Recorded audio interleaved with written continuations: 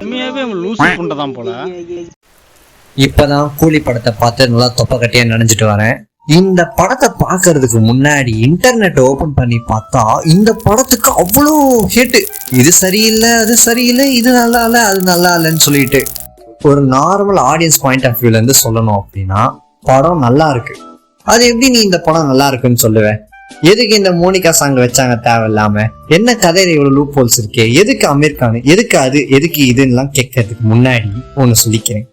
ஒரு படம் நல்லா இருக்கு அப்படின்றதுக்கும் ஒரு படம் ஃபிளாலஸா இருக்கு அப்படின்றதுக்கும் ஏகப்பட்ட டிஃபரன்ஸ் இருக்கு.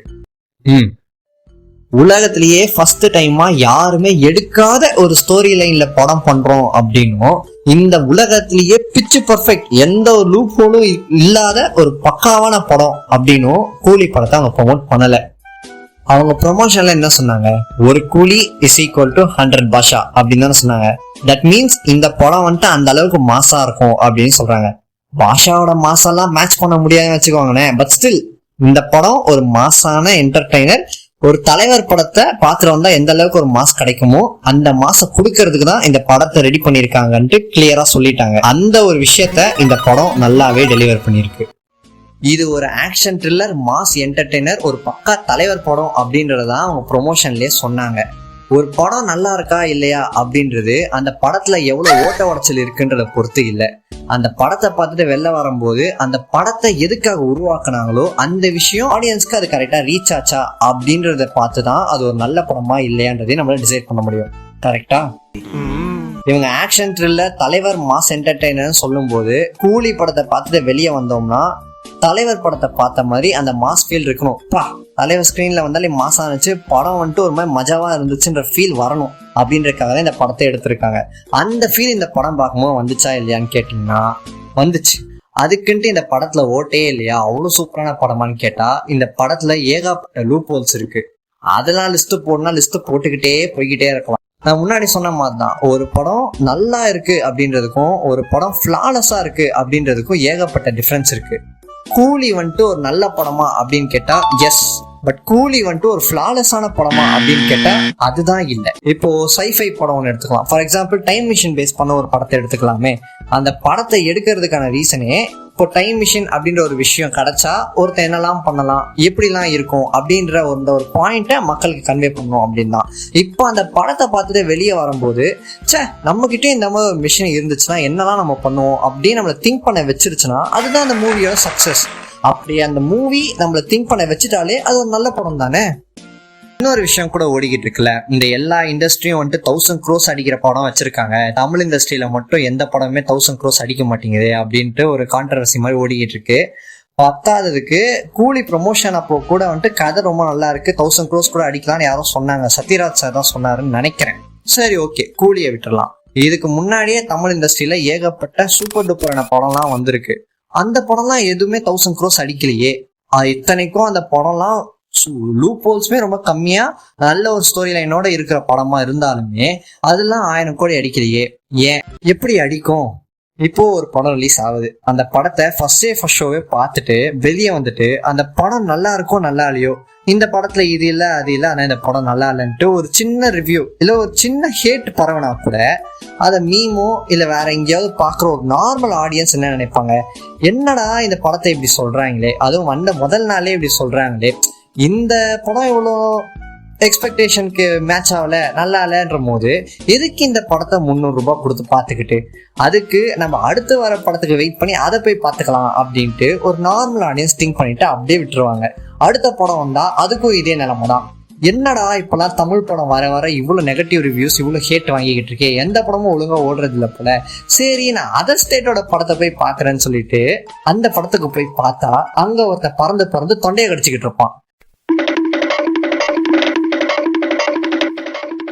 இப்போ 300 ரூபாவை போட்டு பார்த்தா அவருடைய மென்டாலிட்டி, அந்த ஆடியன்ஸோட மென்டாலிட்டி எப்படி இருக்கும்?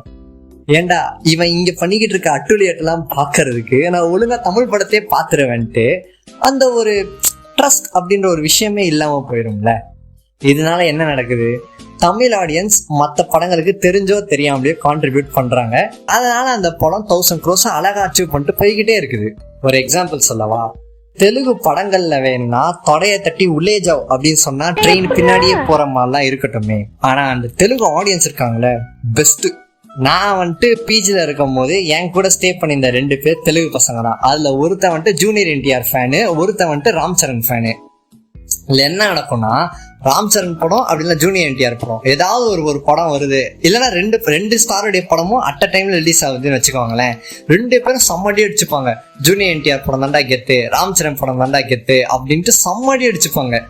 ஆனா படம் அப்படின்னு வந்துருச்சுன்னா, நான் ஜூனியர் என்டிஆர் ஃபேன் தான்ப்பா, வேற யார் படத்தையும் பார்க்க மாட்டேன், ஜூனியர் என்டிஆர் படத்தை மட்டும் தான் பார்ப்பேன் அப்படிலாம் பார்க்க மாட்டாங்க. இவன் போயிட்டு ஜூனியர் என்டிஆர் படத்தை 4 தடவை பார்ப்பான், ராம் சரண் படத்தை ஒரு தடவையாவது பார்ப்பான். சரி, அதை வச்சு அடிக்காவது செய்யலாம்ல அப்படின்ட்டு. Same goes to that guy also. அவன் போயிட்டு ராம் சரண் படத்தை 4 தடவை பார்ப்பான், ஜூனியர் என்டிஆர் படத்தை ஒரு தடவை பார்ப்பான். என்னன்னா இவங்களுக்குள்ள அடிச்சுக்கிட்டாலும் வெளியே இருந்து யாராவது ஒருத்தவங்க கேட்டா எல்லா படமும் சூப்பரா தான் இருக்கு, போய் பாருங்கன்னு வாங்க. இதுவே நம்ம ஏரியாக்குள்ள பார்த்தோன்னு வச்சுக்கோங்களேன், நமக்குள்ளேயே அடிச்சுப்போம். வேற யாராவது கேட்டா அவன் முன்னாடியே அடிச்சு காட்டுவோம். இப்படி இருக்கும்போது தமிழ் இண்டஸ்ட்ரியில ஒரு படம் எப்படி 1000 கோடி அடிக்கும்? இந்த வீடியோ கூலி ரிவ்யூ வீடியோவே கிடையாது. ஒரு படம் அப்படின்னா என்ன அப்படின்ட்டு எனக்கு இருக்கிற அண்டர்ஸ்டாண்டிங்கை ஷேர் பண்ணிக்கிறதுக்காக தான். சப்போஸ் என் அண்டர்ஸ்டாண்டிங் தப்பா இருந்துச்சுன்னா கரெக்ட் பண்ணுங்க, கமெண்ட்ஸ்ல போடுங்க. இப்போ நான் மற்ற இண்டஸ்ட்ரியில் இருக்கிற படம்லாம் ஜஸ்ட் லாஜிக்கே இல்லாமல் அவங்க ஆடியன்ஸ்க்காக மட்டும்தான் அது இவ்வளோ கலெக்ஷன் அடிக்குதுன்னு நான் சொல்ல வரல. அதுவும் நல்ல படம் தான்.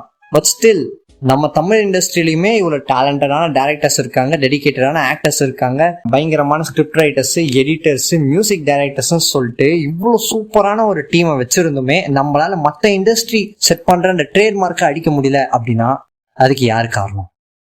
எனக்கு கூலி படம் ரொம்ப பிடிச்சிருந்தது. அதுலயும் முக்கியமா அந்த டிஏஜிங் சீன்ல தலைவர் எல்லாரையும் வெட்டி போட்டு உட்காந்துட்டு ஒரு டைலாக் சொல்வாரு பாருங்க, யோப்பா. இந்த எஃபெக்டை கொண்டு வரதுக்காக தான் கூலி படமே எடுத்தாங்க. அது கரெக்டாக கன்வே ஆயிடுச்சு. வீடியோவில் சொன்ன மாதிரி இது ஒரு கூலி ரிவ்யூ வீடியோலாம் கிடையாது. நான் கூலி ரிவ்யூ வீடியோவாக பண்ணணும்னு நினச்சிருந்தா 5 பாசிட்டிவ் பாயிண்ட்டு 25 நெகட்டிவ் பாயிண்ட்டை சொல்லிட்டு எனக்கு இந்த படம் ஒர்க் அவுட் ஆச்சா இல்லையான்றதை சொல்லிட்டு போயிருக்கலாம். படம் நல்லா இருக்கா நல்லா இல்லையான்றது சப்ஜெக்டிவ். இப்போது சில பேர் பூவை புஷ்பம்னு சொல்லுவாங்க, சில பேர் புய்ப்போன்னு சொல்லுவாங்க. நீ எதுக்கு இப்படி சொன்ன, இப்படி தான் நீ சொல்லணும் அப்படின்ட்டு நம்மளால் போய் கேட்க முடியாதுல்ல. இந்த வீடியோ எடுக்கிறதுக்கு முக்கியமான ரீசனே இவ்வளோ ஹேட்டு பரப்புற அளவுக்கு படம் மொக்கையாகவே இல்லையே. கூலிக்குன்னு மட்டும் இல்லாமல் ரீசெண்டாக நிறைய படத்துக்கு தேவையே இல்லாத ஒரு ஹேட்டு பரவிக்கிட்டு இருக்கு.